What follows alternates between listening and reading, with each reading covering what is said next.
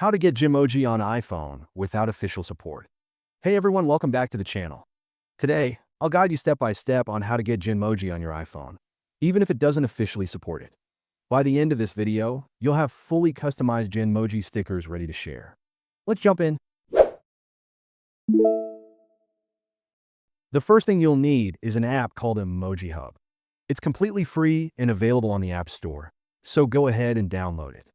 Once it's installed, open the app, and you'll be greeted with a screen like this. Here, you can browse through pre-generated Genmojis or search for something specific by typing keywords in the search bar. For example, if you're looking for a specific theme or style, just type it in, and the app will bring up all the relevant options. Once you've found a Genmoji pack or individual emoji you like, tap on the section to view more details. On this new page, you'll have two main options. You can either select individual Genmojis to save or tap the three dots in the top right corner and choose Save Whole Pack to save the entire collection to your gallery.